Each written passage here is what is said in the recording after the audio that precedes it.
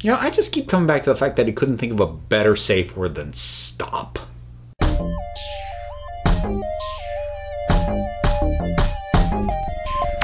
Black Mirror time once again, and before I get into it a little bit, on the day this goes out, it's my birthday! I'm turning 25 for the 12th time. I'm old! But yes, happy birthday to me. I have mentioned this once before. I'm not going to continue to plug it overly, but the link will always be, or the information will always be down below. But I'll put it up on the screen this time. If you feel like sending me something, I have a P.O. box now. There it is. It sounds like a really desperate plea, like, please come to my party and validate my existence. I'm not throwing a party that I'm inviting everybody to. Okay, off this topic. Go me! Another trip around the sun and I didn't die. So, Playtest. Because it's Wednesday, which means Black Mirror. And I went into this one nervous. Not for the reasons I went into things like Metalhead or the Waldo moment somewhat nervous, where those sort of had lower ratings, on IMDb and things like that. But rather because I just, based off the title, I knew this was going to deal with video games. And, well, look, honestly, anything that claims to be about cutting edge or near future technology has a tendency to be fairly embarrassing and to age poorly no matter what. And Black Mirror has done pretty well getting around that, but things that deal specifically with video games tend to age the worst of any of this sort of thing. So, yeah, I was really nervous when it started being like, is this just gonna be cringy? Because, you know, when you see anything that's dealing with, ooh, look at this high-end video game, it almost always looks like crap. It's like, that's not how games work. That's not what people like about games. It either depicts like just junk and claims, oh, it's the hot new game, or it does stuff that is antithetical to what gaming is and was obviously written by someone who has never played an actual video game any more recent than Donkey Kong. But thankfully, not the case here. Now, I will say in terms of video games, survival horror is not really my bag. I appreciate it. I certainly appreciate how effective it can be at times, but I'm not big into just being scared. Like, in general, that's kind of not really my thing. I do enjoy horror movies from time to time, but being scared by them is not something that I particularly enjoy about it. That said, I did enjoy this episode. This is probably the most straightforward episode that Black Mirror has given us in terms of not only how it unfolds, but just being very upfront right off the bat with, this is what it's going to be. Like, you know, just signposting, you know, augmented reality. Don't trust your eyes. We're going to be messing with your head. Well, the character's head, and theoretically the audience's head as well. And considering how upfront they were about all that, pulled it off pretty well.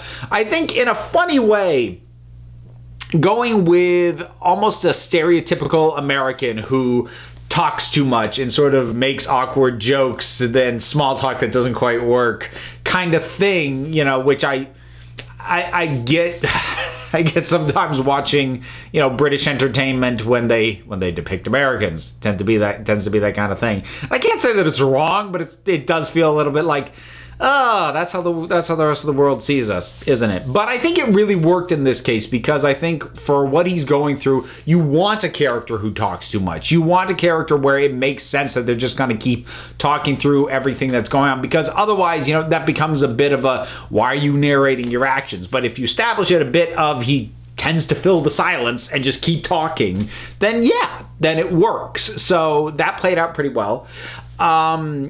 I think the biggest sort of empathy point for me was him talking about his father and the way he lost his father. I'll touch on this briefly, but that's kind of a messing with your head horror tends to hit me harder than ghosts, demons, what have you. So like American Horror Story, the season that hit me the hardest was the second one, Asylum. Most people I know like the first season best, which was later dubbed Murder House. But for me, the reason Asylum hit me harder is not being able to trust your own mind is something that really fundamentally terrifies me. And I did really identify with Cooper because he talked about his father and how he lost him. And in my case, it was my grandfather who had dementia. I was very fortunate. He didn't have Alzheimer's. It wasn't his long-term memory that went. He knew who everybody was, but he didn't know what day of the week it was. He didn't know what time it was. He didn't know if he had eaten lunch that day. And you know, to watch that happen over time was not a particularly pleasant experience, and it is sort of my own great fear as I get older that I will lose my mind. So this does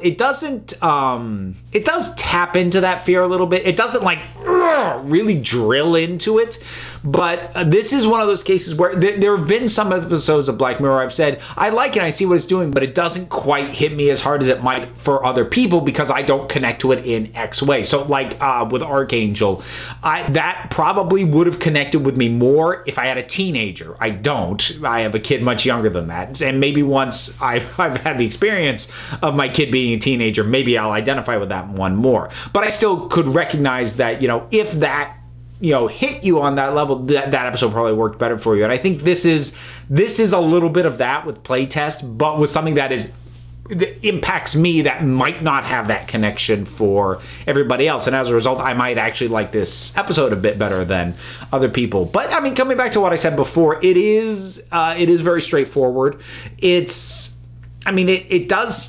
kind of has twists to it, but they're the twists that you're expecting based off the premise. You know, pushing the envelope of, is it real? Is it fake? Is he still in the game?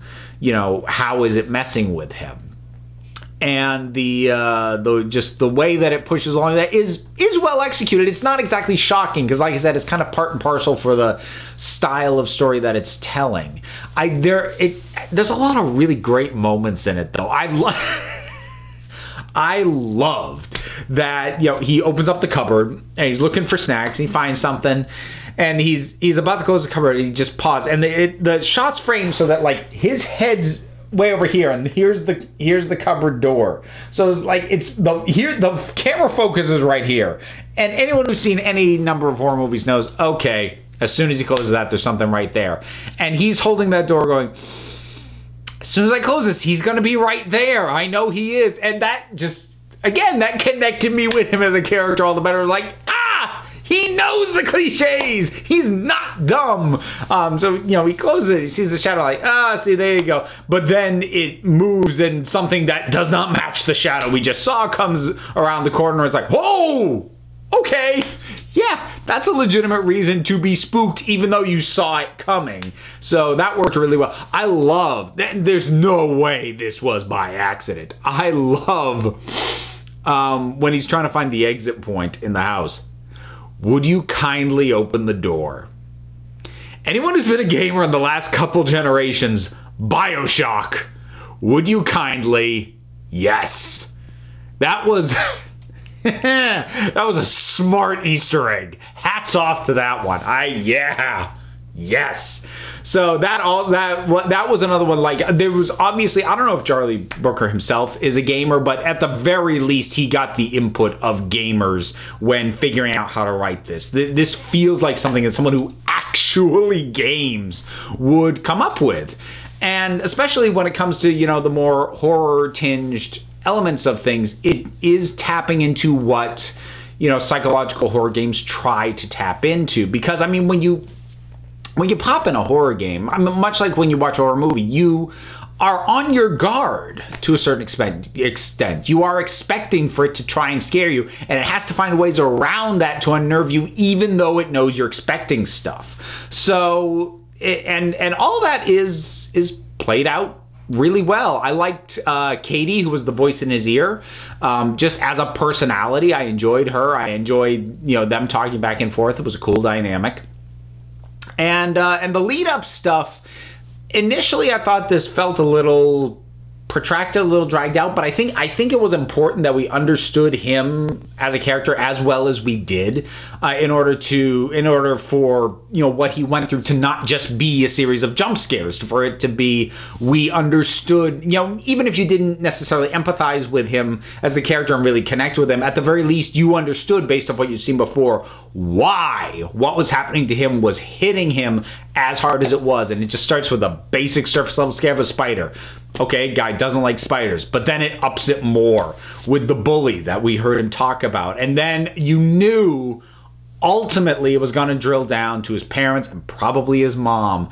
And fittingly enough, it does. And that's where it ends. And I do think it's also a neat touch that the whole thing is 0.04 of a second is how long before it broke him.